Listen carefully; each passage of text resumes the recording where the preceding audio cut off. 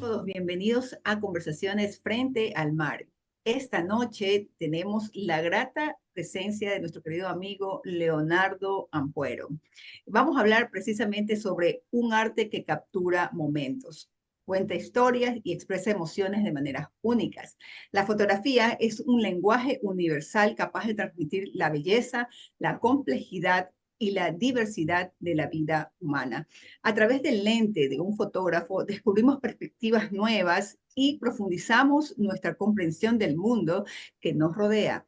Hoy hablaremos con Leonardo sobre esa magia y ese trabajo que viene realizando. Él es un ecuatoriano cuyo trabajo ha sido reconocido internacionalmente. Su enfoque en temas de migración, diversidad e inclusión a través de su fotografía ha creado un impacto significativo tanto a nivel local como global. En nuestra conversación, Leonardo compartirá con nosotros justamente ese trabajo, su viaje y por el mundo de la fotografía, sus proyectos más significativos y cómo sus imágenes buscan conectar con el público y fomentar un cambio social positivo. Así que prepárense para explorar visualmente la emocional y muy talentosa actividad que viene realizando Leonardo Ampuero. Bienvenido, querido Leonardo, a Conversaciones Frente al Mar. Finalmente. Muchísimas gracias, muchísimas gracias. Qué bueno estar aquí. Un saludo cordial a todos tus radioescuchas y a todos tus televidentes que nos ven por las redes sociales. Así es, muchísimas gracias a ti. Y sabes que para nosotros es muy gratificante el poder contar contigo y con todas las personas que han venido sumando a este aniversario, porque este enero cumplimos 15 años de Periódico El Costanero. Periódico El Costanero pues inicia como un periódico impreso y luego pues a partir de la pandemia empieza a trabajar ya en su ámbito digital. Entonces, para nosotros es súper importante el poder continuar, ¿no?, con la línea de trabajo, dando comunicación, información y mostrando a gente tan valiosa como tú. Muchísimas gracias. Felicidades al Costanero en estos 15 años que están cumpliendo. Muchísimas gracias a ti. Y bueno, es la tercera temporada también de Conversaciones Frente al Mar. Así que vamos a empezar un poco a conocer más del trabajo que vienes realizando, cómo iniciaste en el mundo de la fotografía y del audiovisual, qué es lo que te inspiró para empezar a trabajar en este tema. Oye, pues nada, justamente mi vida empieza y esa curiosidad empieza justamente frente al mar, porque yo nací en Guayaquil, pero mis padres a los 2 años me llevaron a vivir a playas.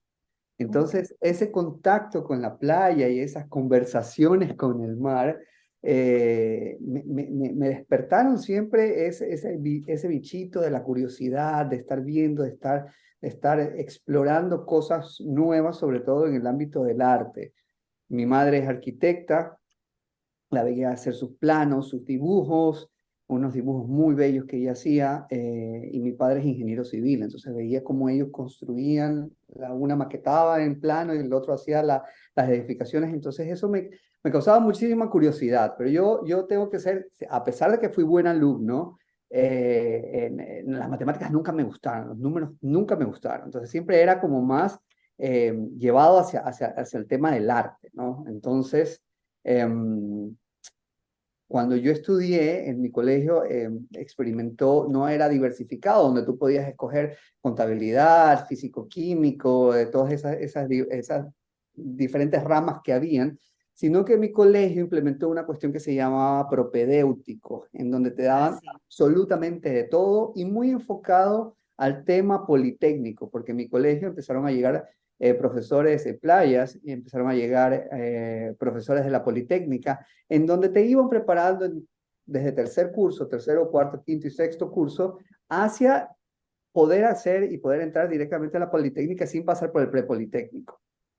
Entonces, para mí era bueno, pero no me gustaba. O sea, no me apasionaba el tema como cuando estaba creando, cuando estaba haciendo dibujos o cuando estaba haciendo exposiciones o movía a mis compañeros para hacer cosas distintas en las Olimpiadas o en los eventos que había. Y ahí empezaba el bichito ya a explorarse y empezar a llamar a hacer cosas nuevas, ¿no? Entonces, tocó el momento de ir a la universidad y mis padres no tenían dinero para pagarme una universidad privada.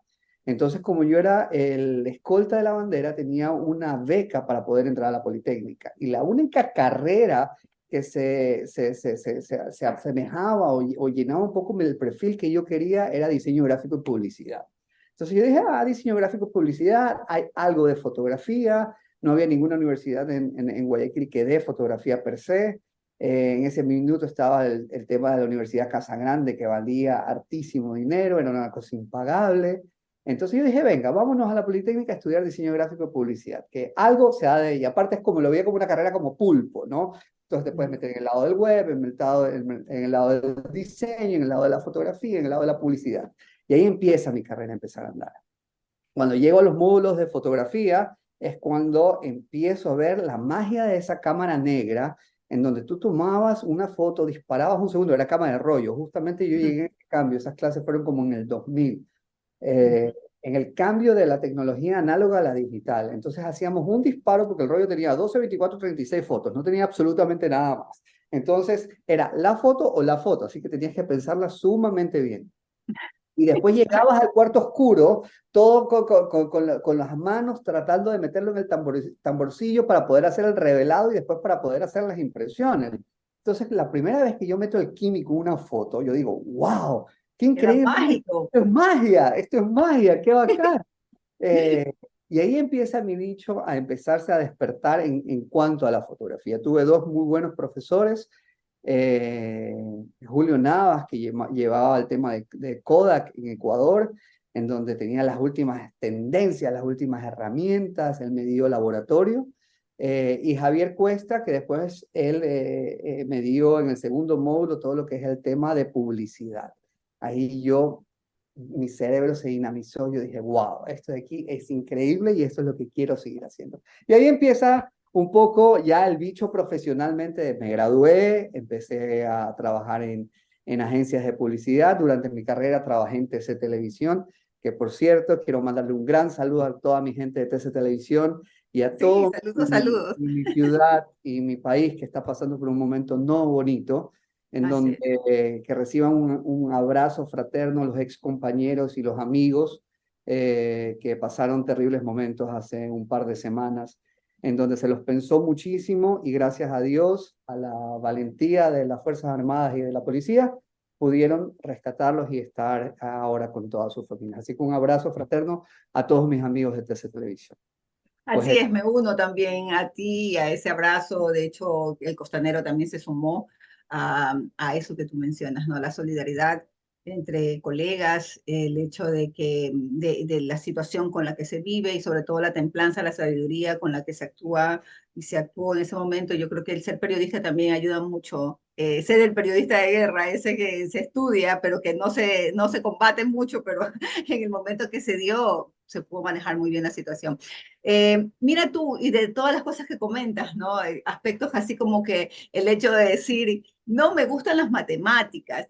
Yo creo que una de las cosas que pasó en ese interín de tiempo es que no tuvimos unos profesores que nos ayudaran a que amemos las matemáticas, porque las matemáticas en música, las matemáticas tienen que ver con el arte, pero yo creo que ahí tuvimos esa mala suerte, sí, mala suerte de no tener alguien que realmente nos dé esa necesidad de poder realmente valorarla.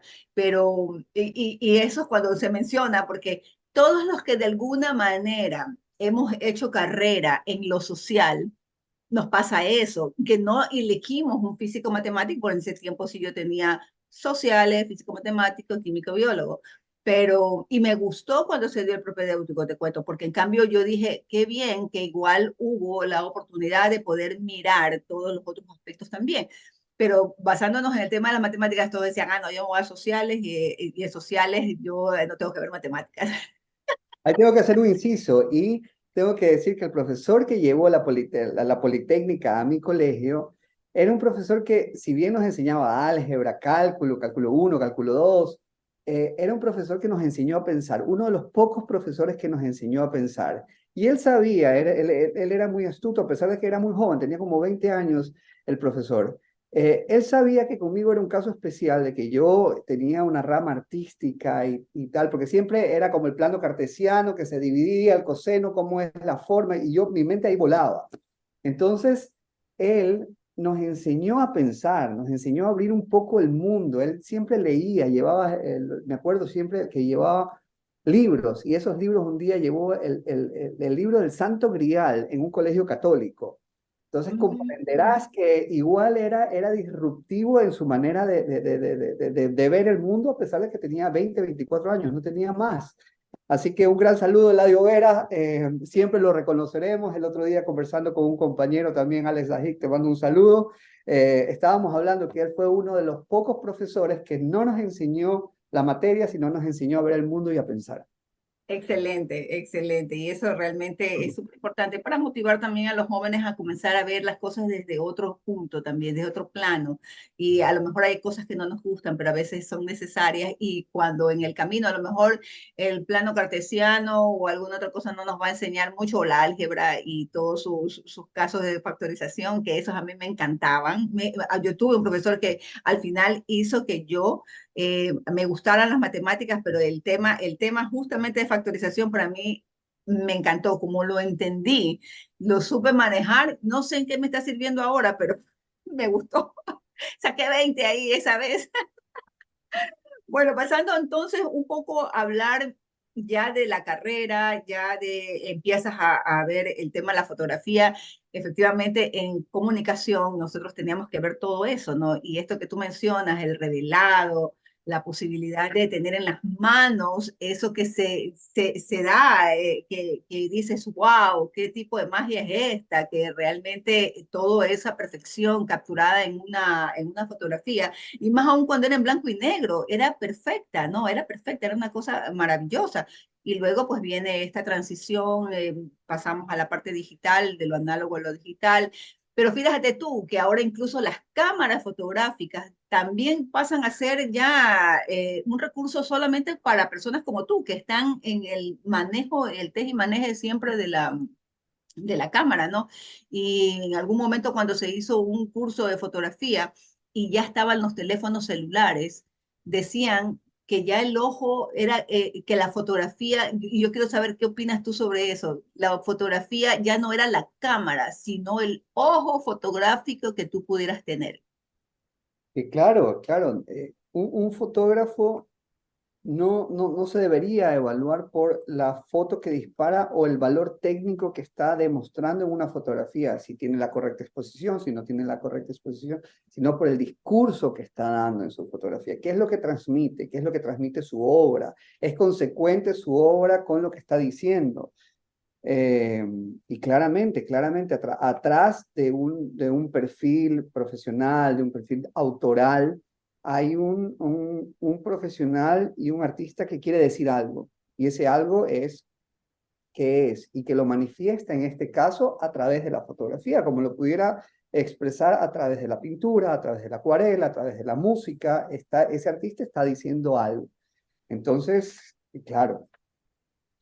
Cartier-Bresson decía que hay que capturar el instante decisivo. El instante decisivo es cuando justamente me pasa el momento, la acción, y en su época era una cámara, un daguerrotipo, tenías un disparo y ya. Y de quién sabe cuántas horas, pues, ¿no? De exposición para poder tener la exposición. Sí, eso, en alguna ocasión en el museo se hizo una exposición precisamente de la historia de la fotografía y ahí tuve en mis manos varios daguerrotipos que fueron increíbles de ver cómo era armada antes la fotografía, ¿no? Eso es impresionante, me imagino todo fotógrafo profesional o no, que sea, que esté pues autodidacta, lo que fuere, una de las cosas que tienen que aprender es eso, ¿no? La historia que tiene detrás de este artefacto que luego se convierte en una herramienta para poder comunicar, ¿no? Comunicar tantas cosas maravillosas. Y fíjate tú empiezas, estás en el colegio, la universidad, luego estás trabajando en Ecuador, tantos paisajes maravillosos, cosas interesantísimas con las que no solamente paisajísticas, sino culturales, turísticas, etcétera. Y tú dices, bueno, el mundo está afuera y también hay cosas que ver. ¿En qué momento decides escapar de Ecuador y decir, bueno, me voy al mundo a recorrer y comienzo a trabajar en esto para mostrar más de lo que hay afuera? Bueno, creo que es una pregunta que siempre me la hice cuando crecí, porque mi familia era una familia típica. Había un padre y había una madre, pero esa madre tenía un acento extraño, no tenía un comportamiento cultural igual a una madre de Ecuador. Mi madre es de Chile. Entonces, yo siempre en mi cabeza era, ¿por qué mi mamá habla raro? ¿Por qué mi mamá no tiene las mismas costumbres de acá? ¿Qué pasaba en Chile? Porque mi madre se vino y toda su familia después no regresó para Chile, sino que se fueron para Estados Unidos. Eh, porque mi madre nunca regresa para Estados Unidos, sino siempre se va ahora para, no, nunca regresa para Chile, sino siempre se va para Estados Unidos. Empezaban ahí a cuestionarme un poco quién era, hablaba poco de un señor que se llamaba Pinochet, hablaba poco de un señor que se llamaba Allende. Yo era un chico que estaba educándome, pero no tenía claramente qué pasaba en esa época. Entonces tenía muchas interrogantes en mi cabeza. Hasta que se presentó la oportunidad yo ya estaba trabajando en una agencia de publicidad, Norlop JWT, un saludo para todos mis amigos de Norlop, eh, y gano una beca interna. Y con eso me voy a un posgrado. Yo quería que el posgrado sea en Chile, pero lastimosamente no se dio y las circunstancias me llevaron a estudiar a España. En España yo estudio fotografía per se, hago un posgrado de fotografía y regreso a Ecuador a seguir trabajando en agencias de publicidad, pero ya el bicho ya estaba instalado en mí. Yo quería hacer fotografía, yo quería demostrar que a través de la cámara yo podía contar historias. Mi visión fotográfica cambió muchísimo porque al principio mi fotografía, ahora que la veo aburridísima, era mucho de líneas, mucho de geometría, también mucho del lado de la arquitectura que venía de mi madre, ¿no? Entonces era muy geométrica, mucho de contrastes, mucho de colores. No había nadie, no había ninguna figura humana, no había ningún retrato, y no había ningún discurso a través de esa fotografía, era una fotografía técnica. Entonces yo regreso de España y vengo con el bicho del fotoperiodismo. Entonces yo quería contar historias, yo quería salir a la calle, yo quería ir a ver, y seguía con el bicho de Chile. ¿Qué pasó en Chile? ¿Qué pasó? A pesar de que yo ya empecé a viajar, yo siempre dije, yo voy a dejar a Chile para un momento de no pasar como turista, sino ir y tratar de ser un local y tratar de ver qué pasó en esa época cuando mi madre salió y por qué salió, y tratar de responder las interrogantes que yo tenía. En Chile, como tú lo sabes, vivió una dictadura militar que mucha gente salió. Ahí salió mi madre, coincidió la época que ahí salió mi madre y la familia de mi madre. Entonces trabajo 2 años más en Ecuador y ya la publicidad el brillo de la publicidad, el brillo de los premios ya no me llenaba. Yo quería contar historias. Entonces renuncio a la agencia donde estaba trabajando, cojo mi maleta y me voy. Una buena amiga me decía que las mejores cosas empiezan cuando sales de la zona de confort. Y eso es verdad. Al principio cuesta, como todo, pero cuando sales de la zona de confort y empiezas a ver que es otro el mundo que hay a tu alrededor y que ya no es el mismo, en donde todo era una sinergia igual, completa, repetitiva, tú dices, wow, aquí hay magia también. Entonces me fui para Chile, cambié radicalmente de la publicidad a la fotografía y en la universidad donde me instalé a estudiar un posgrado de fotografía, me encuentro con un profesor de la dictadura. Álvaro Jope. Entonces, él nos empieza a contar el fotoperiodismo a través de esas historias que hay en la calle. Y nos pide que hagamos un proyecto en donde contemos una historia. Y esas cosas psicológicas, porque todo al final todo se empieza a unir en la psiquis de tu mente. Todo tiene un porqué. Yo en ese minuto no lo sabía, ya entiendo por qué. Mi vida es un circo y ya entiendo por qué entré ahí. Decidí hacer el tema del circo y el tema de los artistas del circo tras cámaras y contarlo con imágenes. Y me fui a vivir con los artistas del circo 3 meses. Wow. Ese fue mi proyecto, un proyecto que me ha dado muchísimo rédito, me ha dado muchísimos reconocimientos, se ha expuesto en varias partes del mundo, se hizo un libro de este proyecto. Y ahí me topo con incluso un ecuatoriano, que mira el caso de este ecuatoriano. Vivía en Los Ceibos, su familia era de Los Ceibos, estudió en el colegio más aniñado de Guayaquil. Y él estaba viviendo en una caravana en donde no había agua potable, en donde hacía un frío terrible en las condiciones de Chile, del frío extremo de Chile. Extremo, claro. Y yo le preguntaba, ¿por qué tú estás aquí si eres un aniñado que tiene aire acondicionado en su casa? Y me decía, porque Leo, yo vengo a perseguir un sueño. Mi sueño es volar por los aires siendo trapecista. Y ahí se empiezan a conectar las historias. ¿Por qué yo estoy aquí? Porque yo quiero descubrir qué es lo que pasa con mi cámara. Y me empecé a conectar con los artistas del circo a través del arte que ellos también estaban haciendo y cómo estaban persiguiendo sueños. Increíble, Increíble, increíble. Ahora increíble. él está volando te mando un saludo grande, Carlos Franco, está volando por los cielos y volando en trapecios en Japón, en Hong Kong, en los mejores En circos. el, no, en el Circo Soler, no. Muy probablemente muchos de los amigos que hice en el circo están en el Cirque du Soleil, así que Soler. un saludo a todos mis amigos del circo. Eh, Qué y ahí, chévere. y ahí se despierta con ese primer proyecto que yo tengo ya en la mesa, después de 3 meses de haber vivido y convivido con ellos. O sea, ellos me daban el mismo pan con mantequilla que comían, lo repartíamos entre todos. Fue una experiencia increíble en mi vida.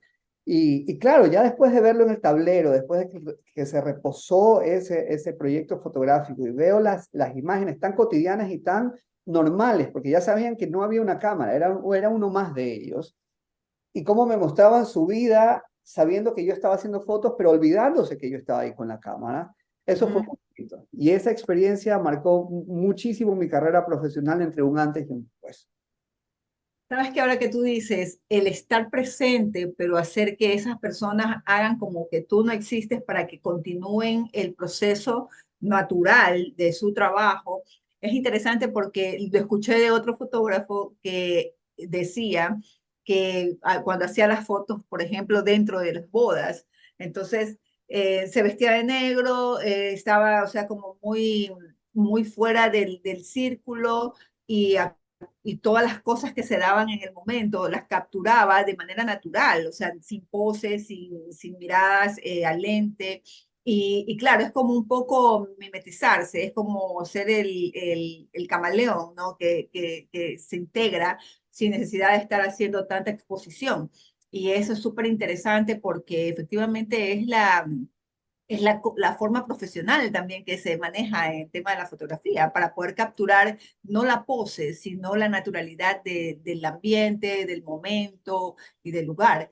Y claro, como tú mencionas, eh, hay cierto tipo de profesiones que por las características que tienen, muchas veces se dicen que no son las profesiones que a lo mejor tú pudieras alcanzar un recurso económico o un reconocimiento o en alguna cosa. Sin embargo, nos hemos dado cuenta que incluso en el mismo, a mí me pasa con el tema del periodismo, porque dicen, bueno, eso no te da de comer, que no te da esto, que no te da lo otro, pero es una situación en la que uno decide, es como el músico que también en su momento vas a hacer música, vas a ser bohemio, solo vas a estar a lo mejor en bares y el trago, entonces hay como una mala información que se le ha dado a los temas profesionales que en cierto modo por sus características tienen pues desafíos que son diferentes, digamos, a lo tradicional, una medicina, una arquitectura o un tema de leyes, ¿no? Que obviamente pues tienen otro tipo de, más formales, digamos, ¿no? Esto es como que a nosotros nos permiten vivir y hacer las cosas como las necesitamos hacer de acuerdo a nuestras propias ideas o ideales, ¿no? A veces utópicos y en otros casos por ahí me dicen, de pronto pegas y haces algo interesante, como por ejemplo tú hiciste con el tema del proyecto del circo y todo lo que desencadenó después, ¿no? Sin embargo, yo he visto a Leonardo hacer otras actividades, he visto a Leonardo haciendo exposiciones súper importantes y teniendo logros y reconocimientos, como por ejemplo el tema de Ecuador. Exacto. Sí, ese trabajo que hiciste fue súper reconocido y te lleva después a seguir hacia otros espacios, ¿no? Porque la fotografía en la actualidad, al menos de pronto no tanto en Ecuador, porque el tema de la propiedad intelectual ahora todavía está en un tema de procesos, pero hay otros países en donde la propiedad intelectual es a rajatabla, se respeta tal cual y tiene un reconocimiento económico importante porque es un trabajo, ¿no? Es un trabajo que luego puede ser portada de una revista, de un periódico, obviamente que te lleva a otros espacios. ¿Cómo escala en qué medida va escalando entonces Leonardo Ampuero con su trabajo, con su fotografía, con lo que miran las personas? Porque pueden decirse, ay, no, es como que una publicidad y un tema muy pasajero. ¿Da realmente réditos el estar expuesto? Bueno, el rédito más grande que te va a dar es poder tener la satisfacción, en mi caso, de poder hacer proyectos que sensibilicen y que con un granito de arena puedas aportar en una sensibilización humana en este mundo tan capitalista y tan mercantilista. Después del proyecto del circo, yo me doy cuenta que tengo mucho approaching con la gente. Me es fácil llegar, me es fácil conversar, me es fácil. Y después de hacer como ese trabajo psicológico, poder decir, mira, tengo este proyecto, voy a sacar una cámara, ¿me permites hacerte una fotografía? No llegar y tirarte la cámara y hacerte la foto. Primero, acercarme a la gente, conversar con la gente. Para mí eso es muy fácil. Y una de las cosas que más me encantaba en la publicidad, cuando hacía publicidad, era la vía pública. De hecho, tuve algunos premios en vía pública porque me encantaba con una pequeño cartel o un gigante cartel poder decir una cosa que no la podías contar en 30 segundos como en la televisión, sino tenías un impacto y más nada. Entonces, al ver esos dos elementos de la publicidad y de la fotografía, veo que me doy cuenta que tenía un proyecto en mis manos que era poder hacer intervenciones en el espacio público de temas sociales, culturales y educativos en la vía pública a través de la fotografía, que después se traduce a través del arte, porque yo dije, no siempre yo voy a ser el artista que va a contar la historia, sino yo puedo ser el director del proyecto en donde puedo invitar a otros artistas que a través de su arte, que puede ser pintura, puede ser escultura, puede ser lo que sea, puedan contar un tema social o cultural o educativo. Y así fue que empecé a trabajar en proyectos independientes en Chile, en donde se trabajaron temas de diversidad, temas de migración, en intervenciones en el espacio público, trabajando con municipalidades y gobiernos locales. Y uno de los últimos proyectos que pude hacer fue uno de los proyectos más bonitos y de los que más orgulloso me siento, que a la final fue un proyecto que me dio de las voces de esas protagonistas respuestas a las preguntas con quien yo llegué después de 5 años a Chile, en donde, ¿por qué mi madre salió? ¿Qué pasaba aquí? ¿Quién era Pinochet? ¿Quién era Allende? Y es un proyecto en donde yo me topo con unas artesanas. Estas artesanas tejían en pedazos, en pequeños pedazos de tela, historias. Estas historias resultaba ser que en la época de la dictadura, una monja las tomaba y se las llevaba a Europa para vender estos pequeños retazos de tela bordados. Resulta ser que en estos pequeños retazos de tela bordados se describían historias de violaciones de derechos humanos, de ollas comunes, de desaparición, de detenidos. Y es en el momento en donde el mundo sabe que en Chile estaba viviendo una dictadura.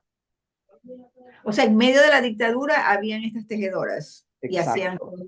era como un mensaje, esta persona llevó un mensaje al mundo de lo que estaba ocurriendo internamente. Estas tejedoras se denominan arpilleras, porque ellas realmente, en donde tejían, no eran en pedazos de tela, sino en pedazos de sacos de papa. Entonces, en estos pedazos de sacos de papa, en una época de carestía en Chile, empiezan a tejer estas historias de detenidos desaparecidos, de ollas comunes y tal, y es el momento en donde se sabe que en Chile hay una dictadura. Entonces, yo me encuentro con ellas y se me responden muchísimas preguntas a las que yo tenía, a las que yo quería saber qué pasaba. Y eran señoras ya de 70, 80 años, en donde se estaba perdiendo la historia porque no, el legado a jóvenes ya no les interesaba poder seguir teniendo ese legado cultural. Entonces, lo que esta intervención hizo en este espacio fue poderle dar herramientas para que estas artistas locales se puedan entramar con otros artistas locales, como marroquineros, como gente que hace alfarería, y puedan tener una cooperativa en común y puedan poder vender sus artículos artesanales a manera de cooperativa. Y a través de un documental que se les hizo, poder contar a esas nuevas generaciones quiénes eran estas abuelitas que vendían pequeños pedazos de telas bordadas.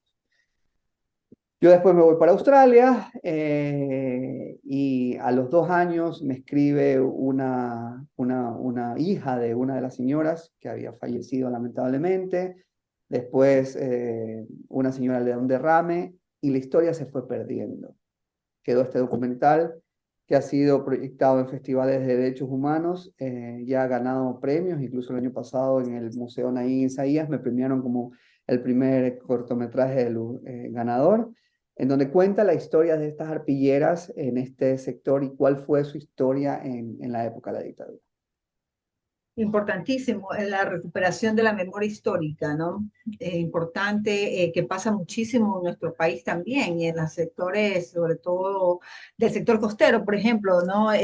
Donde hay tanta información, donde el tema de la artesanía, sobre todo, se ha ido perdiendo, se ha ido dilatando, donde la recuperación formal de estas sabidurías ancestrales no se las ha vuelto a traer para poder trabajar. El tema de la educación es tan formal y tan para todos, lineal, que no permite que ciertos tipos de espacios, lugares, no hayan ciertos modelos que sean precisamente para la recuperación de esta sabiduría, ¿no?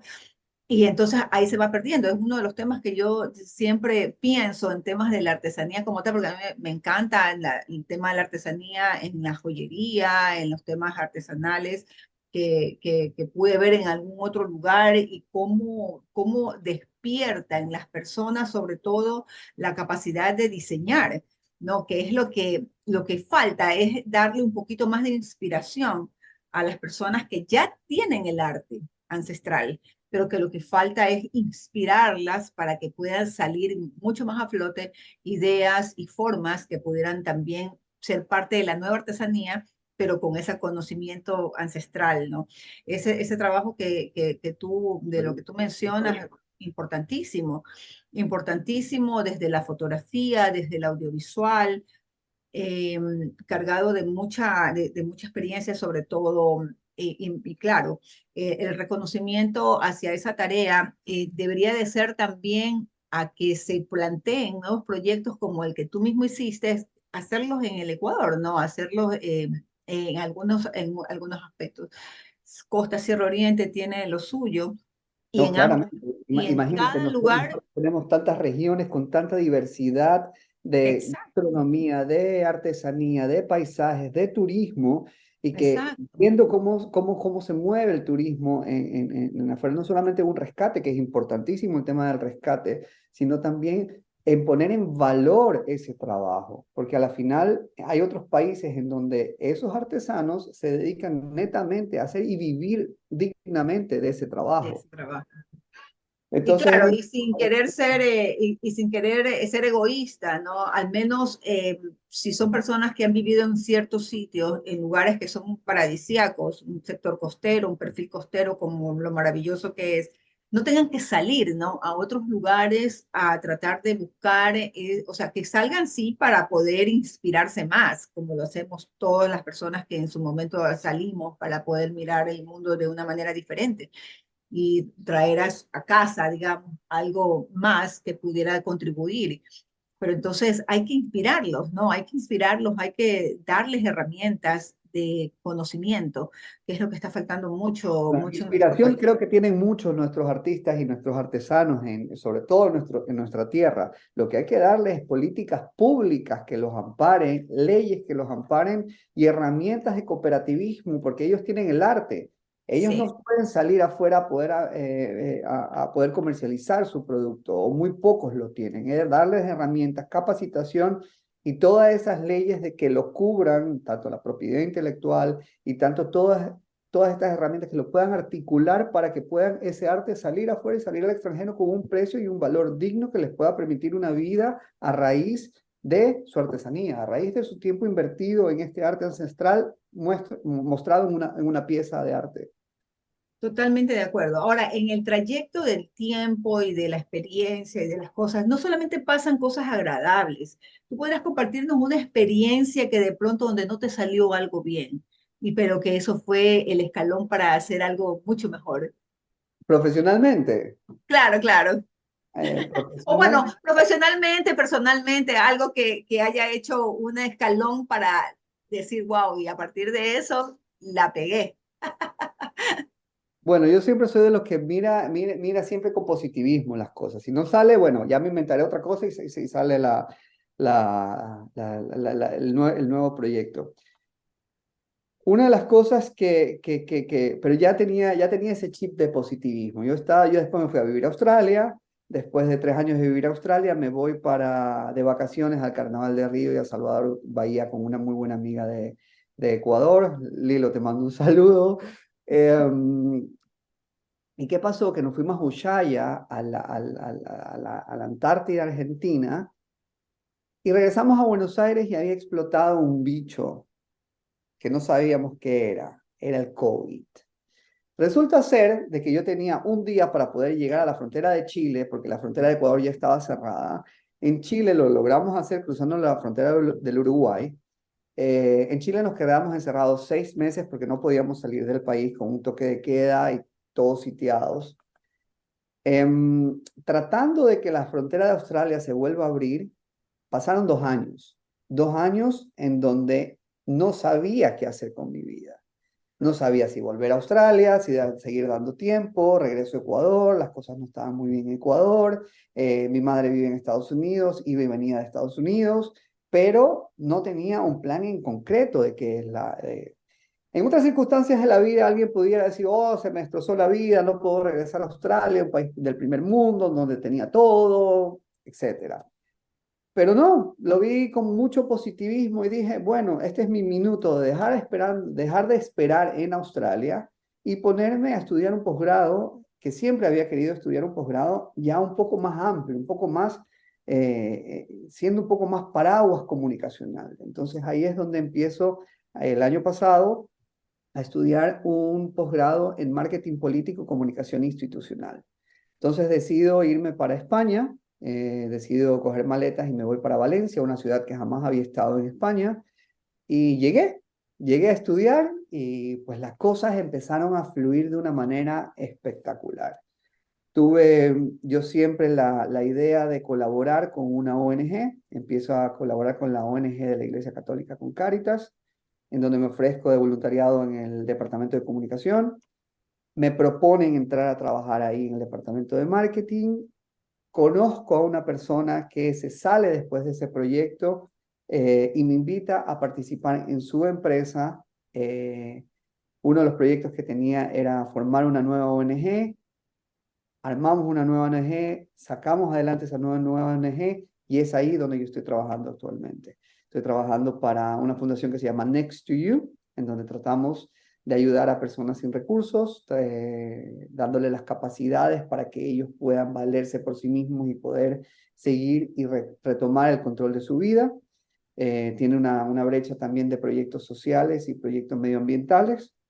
Y pues nada, ahí estamos felices en España. Toda mi gente de Gandía, de Valencia, les mando un saludo también muy cordial. Ay, qué chévere, súper interesante el hecho de que, mira, una cosa te va llevando a la otra igual, Ah, ¿no? exacto. Y efectivamente, bueno, tú no te quedas en Ecuador, de paso te quedas en Chile haciendo esta cuarentena larga, extendida, y sobre todo que en Chile, por conocimiento de, bueno, hablé con muchas amistades que tengo en Chile, entre ellas con una amiga periodista de turismo, y ella me decía que era bien estricto el tema en Chile. Era súper En estricto. Ecuador había lo suyo, pero en Chile por largo rato fue bastante extendida la rigurosidad con la que se manejó la pandemia. Coincidió también que había un tema político que justamente había explotado a poco antes de la pandemia, que era el estallido social en donde la gente no estaba contenta con lo que los gobiernos de turno estaban haciendo con el país. Y hubieron también muchos actos de vandalismo en donde se quemó el metro, Santiago se incendió. Entonces fue una manera precisa también de poder silenciar y poder sitiar a la gente para que se tranquilice y para poder que esos desmanes se controlen. Hubo un poco de todo. Pero si es verdad, Sí. fue muy radical la experiencia en Chile, en donde tenías 2 permisos a la semana netamente para ir al supermercado y a la farmacia, cada permiso de 2 horas para un rango de recorrido que esté en el diámetro de tu casa. De tu Si te casa, sí. salías de eso, la policía y las Fuerzas Armadas estaban en la calle y te llevaban preso. Así que era súper controlado el tema. Sí, eso lo supe por ella porque me decía, tengo que irme en este momento a hacer la compra que me tocó y tengo que regresar en 2 horas máximo. Efectivamente, fue un tiempo en donde muchas cosas cambiaron, definitivamente. Cambiaron sobre todo nuestra manera de pensar con el tema de la tecnología. Muchos de nosotros no estaba queriendo ser utilitaria la tecnología, no podemos, no me gusta, es como las matemáticas, estábamos en ese mismo punto, ¿no? Que no puedo manejar esta herramienta, el teléfono es demasiado tecnológico, no lo entiendo. Entonces, esto nos ayudó y sobre todo se aperturó muchas oportunidades. Como tú decías, el tema del estudio, del ampliar conocimiento ayudó mucho a que quienes empezamos a buscar qué vamos a hacer desde nuestra vida después de esto, realmente fue donde salió todo esto que estamos haciendo ahora, ¿no? Ya la facilidad con la que nos podemos comunicar, estás en Estados Unidos, no estás en la misma ciudad, pero podemos enlazarnos, sea que estés aquí como que estés en Australia. Eso ya era un punto bastante bueno de poder contar. Y ahí es donde siempre me acuerdo de Wall-E, ¿no? En donde todo el mundo estaba conectado a una silla bueno, todavía faltan las sillas estas que pudiendo caminar puedas tener la facilidad de moverte y estar con la pantalla aquí, ¿no? En la cara, o sea, mirando qué es lo que está haciendo el otro, conectándote con la familia, pero siempre solo, haciendo cosas. Pero obviamente, eso no es lo que queremos. Queremos que sea una herramienta de conexión, pero que también podamos vernos de vez en cuando, ¿no? Que es muy El importante. Somos contacto, personas el sintientes. contacto humano, la calidez humana es muy importante. Yo me acuerdo la primera vez que fui a Epcot Center, un parque de Disney, yo tenía 7 años y ahí Epcot era el mundo del futuro en ese entonces. Entonces tú estabas a la bola de Epcot que hacía todo un recorrido y me acuerdo que en ese minuto, 7 años, tengo 40, o sea, han pasado 33 años desde que yo vi eso. Estaban varias pantallas y había una familia cantándole cumpleaños feliz en vivo a un personaje de su familia. Pero estaba los abuelos que estaban en otro lado del mundo, los tíos que estaban en otra parte del mundo y todos viéndolo simultáneamente, lo que ahora es esta conversación que estamos teniendo tú y yo. Impresionante. Impresionante cómo hace 33 años ya se sabía lo que iba a pasar ahora y quién sabe hace cuánto tiempo atrás ya se sabía lo que está pasando con la inteligencia artificial. De hecho, bueno, no sé, tú eres mucho más joven que yo, obviamente, y había un programa que se dio, creo que fue por los años 70, finales de los 70, inicio de los 80, que se llamaba Cosmos 1999. Y como en 1999, ahí empezamos a ver estas caminadoras como las que hay en el aeropuerto, donde tú puedes ir caminando y que te va llevando, y también las puertas que se abrían y se cerraban, y las escaleras eléctricas, ¿no? Entonces uno decía, wow, mira, se acerca y se abre, o sea, impresionante. Y estábamos en los 80, o sea, no faltaba mucho tiempo para llegar a los 90 y los 2000. Sin embargo, nosotros, bueno, quizás por en ese tiempo la juventud, estar más pequeños, o sea, siempre vemos como más distante los tiempos, ¿no? Y después de repente, frente a De Prati había el primer edificio que hubo ya las escaleras eléctricas largas, bien interminables, y el primer centro comercial que fue el Unicentro. Entonces fue interesante ver que ya había eso y los centros comerciales comenzaron a poner ya estas, Hay que decir que el Unicentro era un centro comercial muy vanguardista para la época. A pesar de que yo vivía en sí, Pereira, cada cierto tiempo viajábamos a Guayaquil para hacer cosas, porque era un pueblo y no tenía todas las cosas que uno necesitaba o que mis padres necesitaban. Y me llevaban a pasear al Unicentro. Siempre me acuerdo que para la Navidad ponían un árbol, un nacimiento gigante, gigante. donde los maniquíes se movían. En esa Sí, época era así como, wow, María se está moviendo, José se está moviendo, y era una cosa increíble que le caía una fuente de agua que era como una cascada y que los nada. burros se movían y todo. Para esa época, los 80 era una cosa así como, wow, era muy vanguardista para su tiempo, hay que decirlo. Realmente sí tuvo lo suyo en su momento y realmente hay que seguir trabajando en pro de poder recordar estas cosas y decir, éramos esto, somos esto y tenemos que llegar a donde tenemos que llegar porque siempre hay que, aún estando lejos, no se trata de perderse y de olvidarse de dónde venimos, se trata de ver desde dónde estamos, de qué manera podemos aportar con, por ejemplo, el costanero, con todo lo bueno que tiene Ecuador. Hay que seguir hablando y diciendo que a pesar de todas las cosas que puedan estarse dando en este momento, es como cuando las nubes tapan el sol, pero que yo en la primera vez que viajé en avión, la primera vez, yo cuando salimos estaba nublado. Y me impresioné porque en ese momento, cuando ya pasamos los 10.000 pies de altura, vi el sol y yo decía, wow, no se había ido, estaba ahí. Lo que estaba era tapándolo una nube. Entonces, eso quiere decir que el sol siempre va a estar allí, la luna siempre va a estar en su momento y cada cosa que tiene que estar, va a estar que a lo mejor se cubre en algún momento porque hay nubarrones, hay situaciones oscuras que en su momento pues tienen que irse saneando. Oh, mi querido Justa- Leonardo. Justamente estaba recordando una anécdota y justamente ayer que la puse en mis redes sociales, en una entrevista que doy para esta exposición de Ecuador Abstracto, ha recorrido varios lugares del mundo. He estado en Tokio, he estado en España, he estado en Chile, he estado en Australia y el año pasado justamente, bueno, el anteaño pasado, en 2022, la llevé para Guayaquil. Era un sueño poderla tener en mi ciudad. Y una declaración que yo doy a los amigos de TC Televisión, yo les digo, esta exposición que les traigo es un Ecuador lleno de colores, lleno de positivismo, que tanta falta nos hace en esta época que tenemos que estar tan unidos como país. Entonces, ese es un mensaje que yo creo que ya para cerrar me gustaría dejar. Tenemos que ver cómo nos unimos como país para poder sacar a nuestro Ecuador adelante desde cada una de nuestras trincheras, desde cada uno de nuestros espacios. Yo no soy político, yo no voy a hacer leyes, yo no soy abogado, yo no voy a hacer cosas aguaciles, pero sí soy un artista que tiene herramientas para poder llevar un mensaje, para poder llevar una exposición de fotos con mi país, con sus colores, con sus experiencias, con sus costumbres a otros lados del mundo y enseñar, este es mi Ecuador y el del cual me siento muy orgulloso.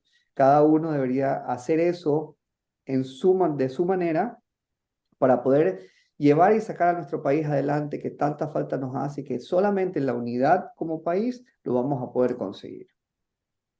Sí, definitivamente, y comparto contigo ese criterio, porque definitivamente no debemos dejarnos aminalar por esas situaciones que estamos viviendo, más bien debe ser el impulso, ¿no? El impulso para poder producir, crear y mirar desde donde estamos, de qué manera podemos aportar.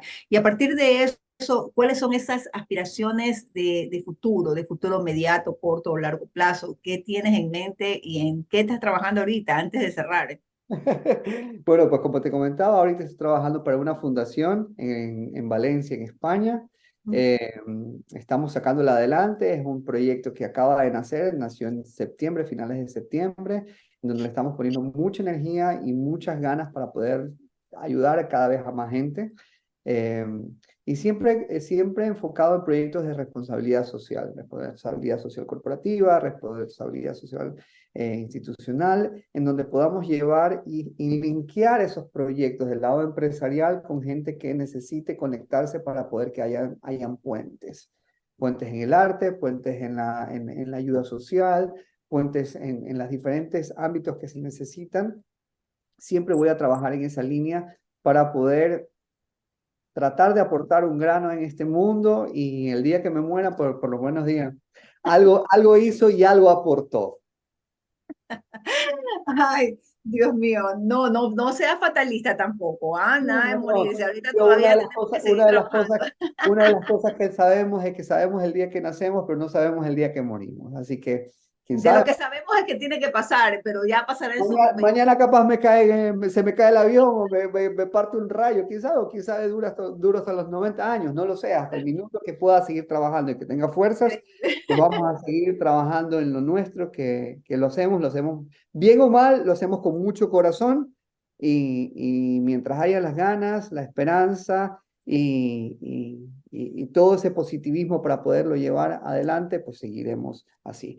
Una de las cosas es que los sueños, cuando tienes sueños, por más de que vengas de un pueblo muy recóndito en la costa, muy recóndito en la sierra, si tienes sueños y trabajas por ellos, vas a poderlos llegar a conseguir algún día. Totalmente, totalmente de acuerdo. Sí, era solamente como para ponerle una nota graciosa al tema de la fatalidad, sin embargo, es lo que sabemos, ¿no? Y lo que es importante ante todo eso es saber que al no ser eternos tenemos que seguir trabajando, tenemos que seguir haciendo cosas y la eternidad se la gana es justamente aportando, dando cosas buenas y que pudieran ser para el futuro, para otras personas, pues también la inspiración, fuente de inspiración para poder hacer realidad sus sueños mientras estamos aquí viviendo y sobre todo esta vida que es nuestra y que nosotros somos los únicos responsables de vivirla bien. Así que muchísimas gracias a todos quienes nos han seguido en esta conversación que ha sido fantástica. No saben cuánto tiempo hemos esperado para podernos conectar, pero como siempre, estas invitaciones con estas personalidades realmente nutren, ayudan a despertar nuevas ideas y sobre todo nos ayudan y nos motivan a poder seguir adelante. Así que muchísimas gracias, mi querido Leonardo, por haber estado en Conversaciones Frente al Mar. Y bueno, a todos un gusto de poder estar todas las noches de martes y jueves a través del Facebook Live de Periódico Costanero. Un saludo cordial a todos los que saludó Leonardo y también a todos nuestros seguidores. Muchísimas gracias. Muchísimas gracias a todos. Un abrazo Bye. grande a todos.